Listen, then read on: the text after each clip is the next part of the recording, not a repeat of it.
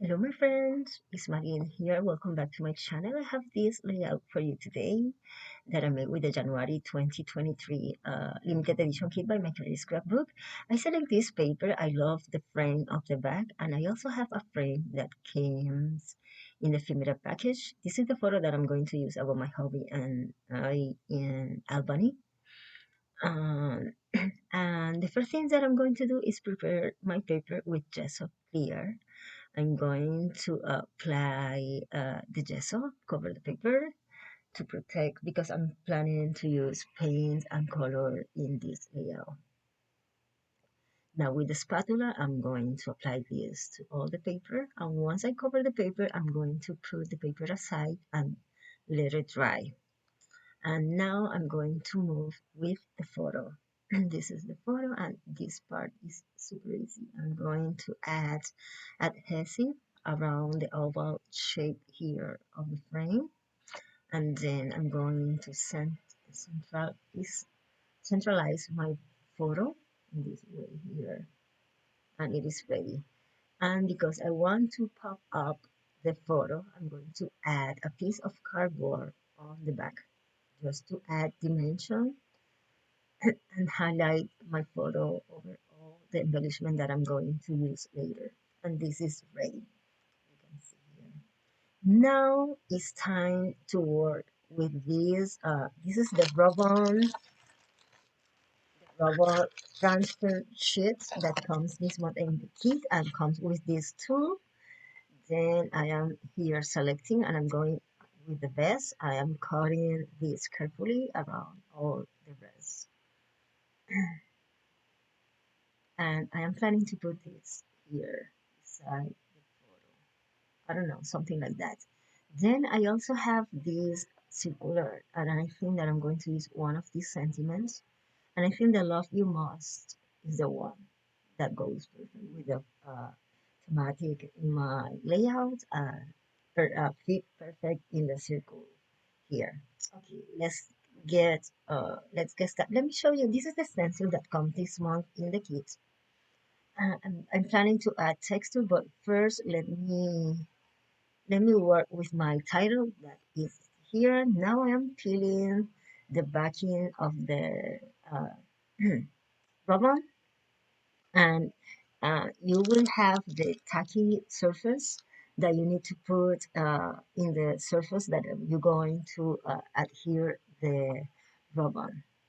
Here I use the tip ruler to align the best word. Now that is ready, it's time to use the tool that comes in the package. And here I am rubbing. I am rubbing with a little of pressure here the ribbon, and carefully I am slowly peel away the back paper backing. And if I notice that any of the ribbon did not transfer, I am carefully laid it back in place and rub with the tool again. And this is super easy. You can see here, I continue rubbing. And in some of the area that is more difficult to make the transfer, here I'm cutting an excess of the ribbon, and it is. See how cute it is. I love the fit. And then with the Love You Must, I'm going to peel the backing. I remove the backing, and then I'm going to transfer this in a white cardstock here.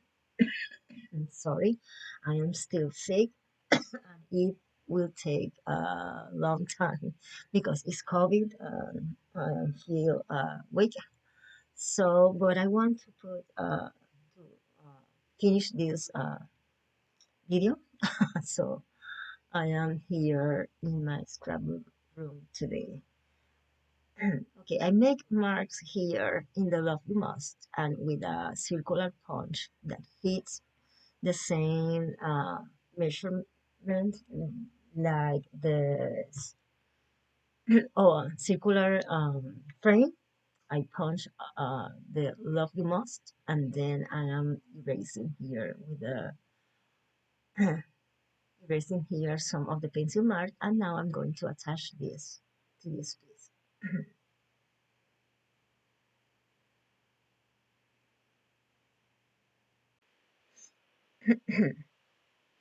This ready. I'm going to put this aside, and this is the photo. I'm going to make marks on the paper in that I'm going to place this later because I want to add color on the bag.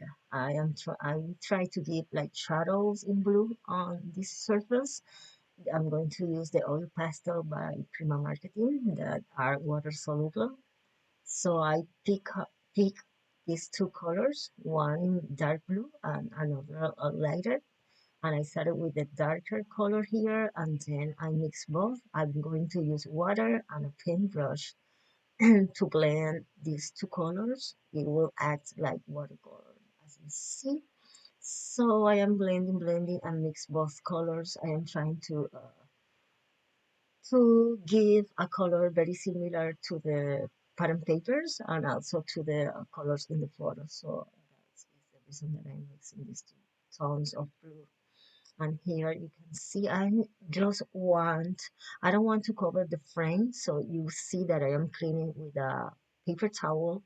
I just want to give the illusion of shadow behind the frame where it is the photo. And now on the background paper, I'm going to add color in some of the areas as you see, because I am planning to put flowers, some of the embellishment in this area. Sorry. Here I am blending this, and I am putting water over the frame here and removing the color.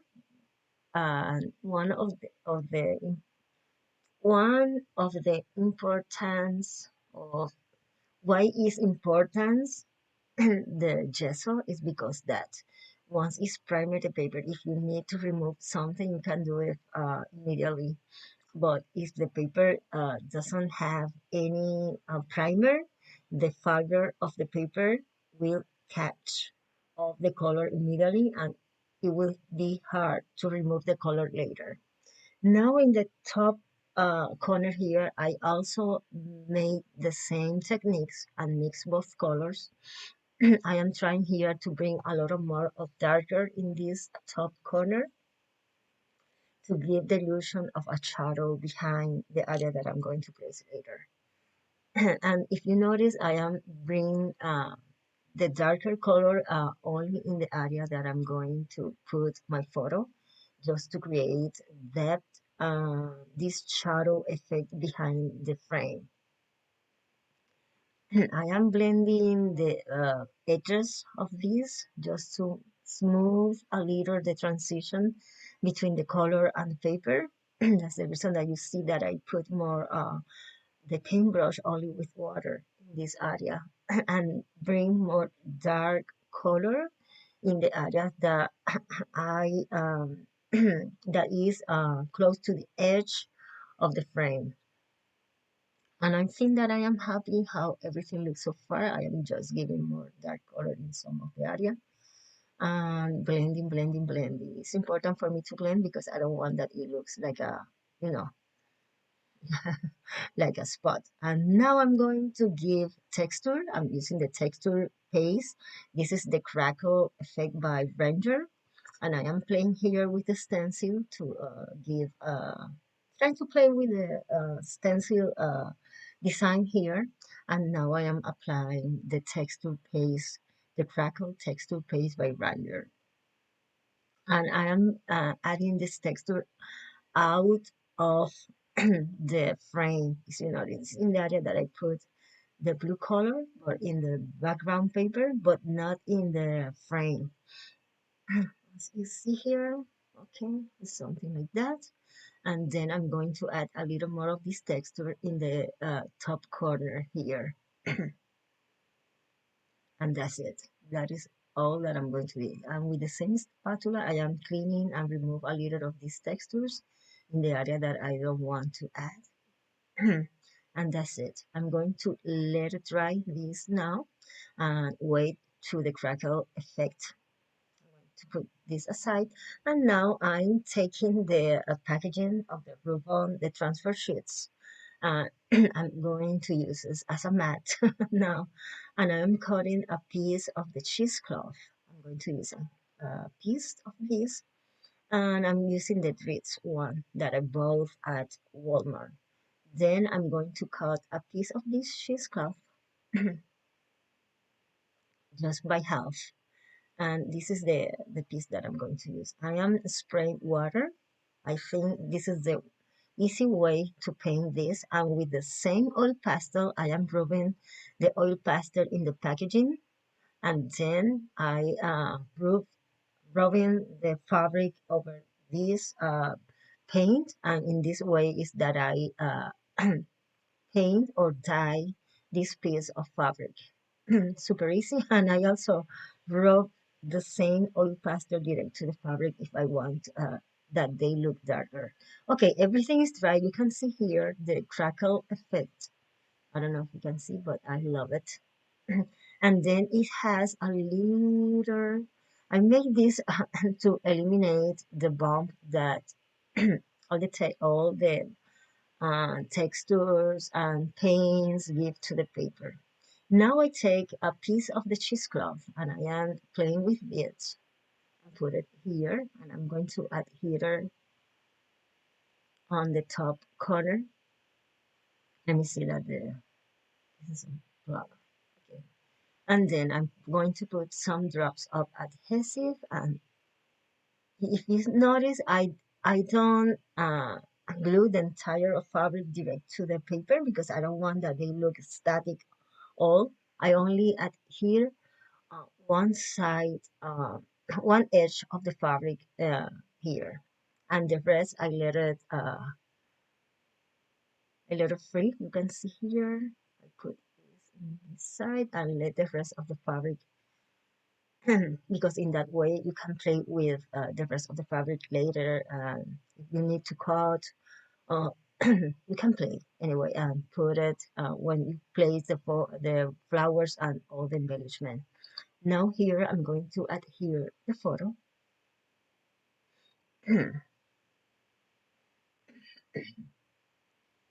and put it here, and you can see I am trying to show the blue shadow here that it looks like and a half inch of the paint around the frame because I want, as I told, I want to create the shadow effect. And here are some of the embellishment. These are flowers. Some are from the ephemera, others are from the laser sheets, and others I cut it from the papers. And I'm going to start with the big flower paper here. In this case, it's better to start with the big pieces, and then you continue to add the small ones. And I'm going to follow the same uh, oval shape with the embellishment. You can see here the flowers are from 49th Market. And now I'm going to start to put the different pieces here. I am playing and make the flower cluster attractive. So I'm going to take time here because I love the detail and I don't want to put all the flowers, without sense. It makes sense. So I'm here playing with the small flowers, the bigger ones, and I continue adding the paper flowers.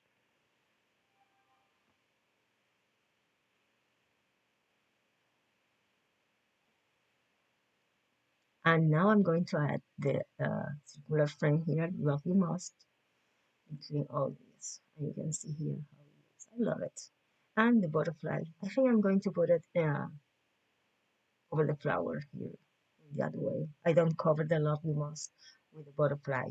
Then in the top corner, I'm going to continue with the same um, line of design that I use in the bottom corner. I'm going to add some of the paper flower here in layers and also some of the 49 Amarga flowers. But I first add all of the paper that I cut and then the real one and the butterflies. And I think that I am happy how it looks. I want to add this in the title, but I will let it later. Then I'm going to add here all this off camera. Okay, my friend, it is ready. You can see here how everything looks. I add this stamp, some of the buttons that you see, the key and buttons here. I always add things off camera. And look how cute are the butterflies. Okay, it is ready. Now I'm going to add some pearls. I'm going to add the hot glue direct to the paper. And then I'm going to put the pearl. In that way, it's more safe that if you put the adhesive direct to the pearl because you don't want to burn yourself.